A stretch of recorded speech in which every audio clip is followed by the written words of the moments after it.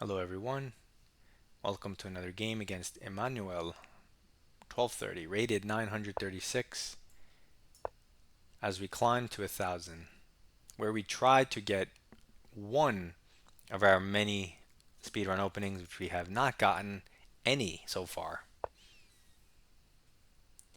and we will continue not to. You're mostly going to face a lot of these close Sicilians, even we play them as white. So let's develop our knight towards the center and see what happens. Now whenever they hit our knight, we want to jump into here.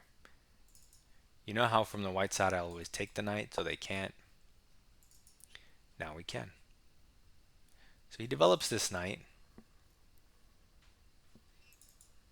which makes some sense. Covers this square in the middle.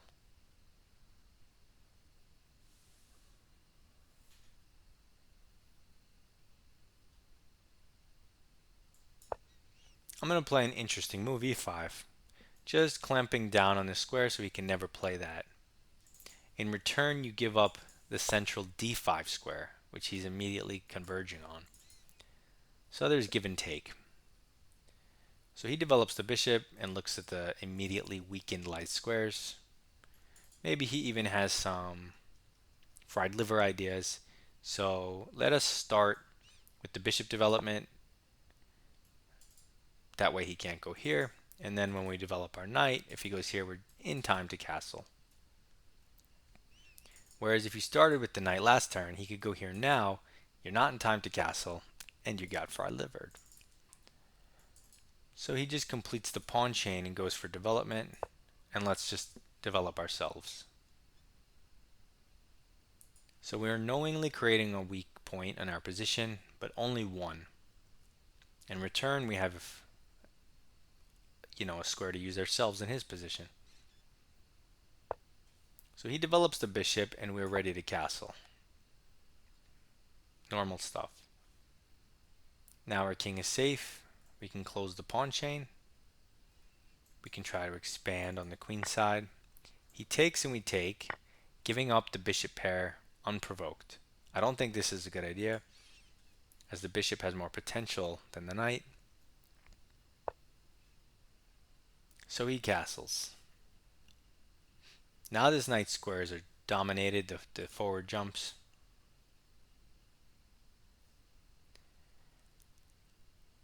A6 looks reasonable to harass and gain space. He might play A4, and someone just joined to watch. F Druid 67. Okay.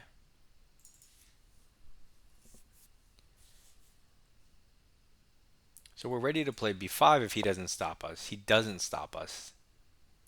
Instead, he makes a weird move, maybe giving his king space. So now we attack the bishop. Will he go to the center or will he retreat?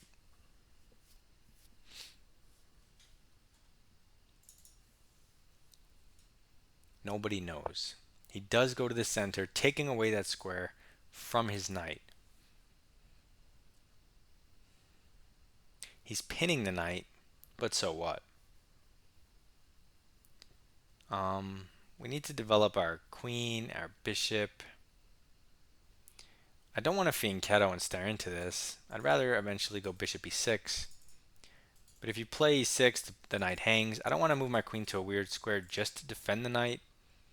So instead, I'm going to move my rook to b8. Knight's no longer pinned. I'm supporting a b-file pawn storm. Oh, what's that? He takes. But now we take, and he doesn't have this square. It's permanently protected. So the weakness we created, he just fixed it for us. And now we just have a lot more space in this on the 5th rank. And so I'd rather be black. And I don't see what white has at all. He used to have that square, but now he doesn't even have it. I don't like this for him. So he goes a4. Now if I had played before on my own, he could have gone knight a4. But because I waited for him, he filled the hole. Can no longer go knight a4, meaning when I push b4, it's that much stronger because he can't go here, here, or here. So that's really bad. And these doubled pawns are good because they protect the center. And he cannot attack them easily with a rook, let's say, down the c file. So I really like black's position as he's forced to retreat. See, this clamp is nice, so he can never get it in. We really should develop, so let's get our bishop in the game to its most natural square. He goes b3, stopping a pawn advance, but also denying himself pawn breaks in the future. So it's kind of weird, because I don't really need pawn breaks over there. I'm just maintaining the space. It's fine. Okay, so this bishop's fine, but we need to still improve our position and build up. First, is it worth stopping a5 ever by playing a5 ourselves? Do we care? Hypothetically, he could get a knight there, which would be annoying. So let us start with a5, just cementing the pawn chain.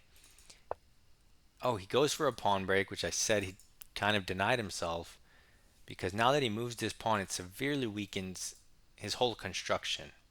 At least before he could try to blockade, now he kind of destroyed his own thing.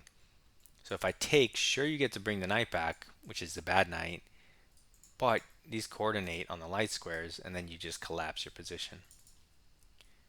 So that's really bad. So let's take. Our rook just got a whole lot stronger without the pawn. Now you could take with the rook and hit the knight, or take with the bishop and hit the queen.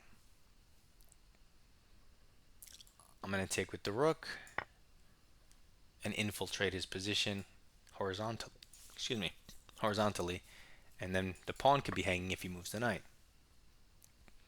You know, before we just opened up the queen side, all my intention was just play a5, close down the queen side with an advantage, and then I was going to play g6, fianchetto, and f5, and then dominate the king side. But now that he opened up the queen side, there's no status quo. It's open. I can infiltrate. I don't need to do anything over here, and I'm not going to, because now I'm winning here.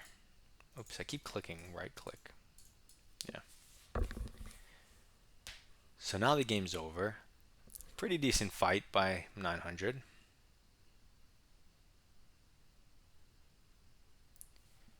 And so you can see one of the ways of playing the Sicilian is c5 and e5. And I like it because black ends up with the one with more central, not central pawns, more fifth rank pawns, more space, and that's stuff that I like.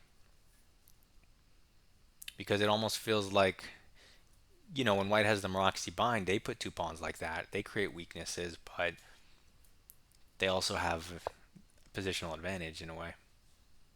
So he retreats the knight, but that immediately hangs the pawn. We can get in our queen for free. Let's get in our queen. You could have taken with the rook and hit the queen, but we don't care about those tiny little nuance because as far as we're concerned, the game is over. We're up 2 pawns. We have 2 bishops against 2 knights. And even these 2 isolated pawns, which you would normally be weak in a situation like this because he can just put a rook here and eat him. 1 pawn push and boom. It's defended by a minor piece and it goes from being something that should be a weakness to something that might promote. So he challenges our rook, but we want to definitely bring in our last rook and make him trade on our terms,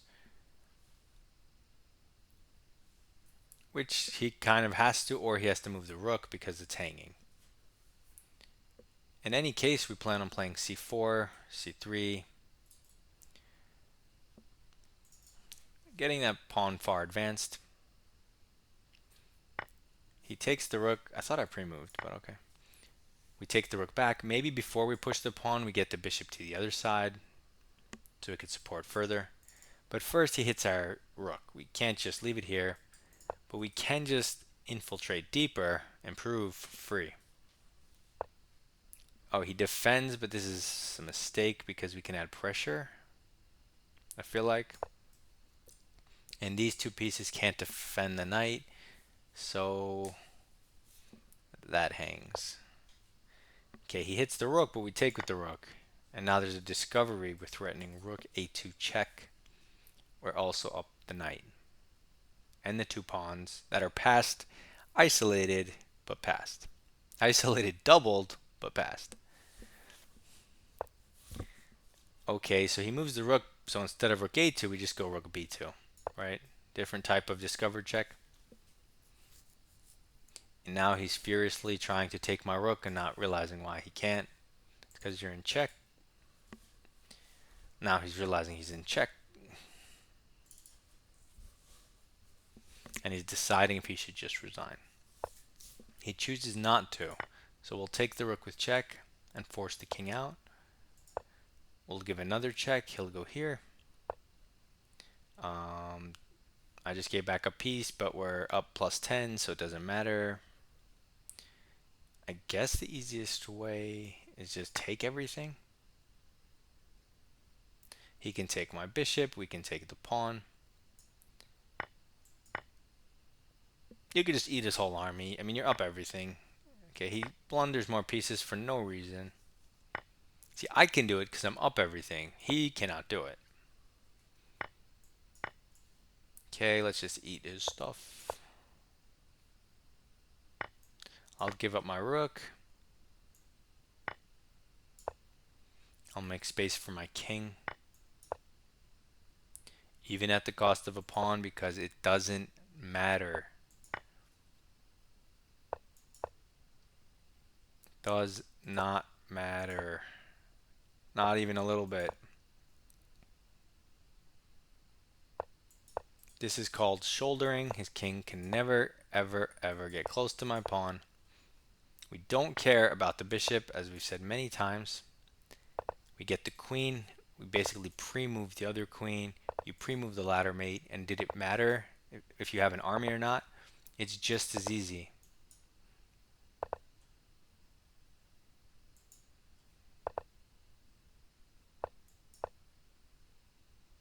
King's out of the way.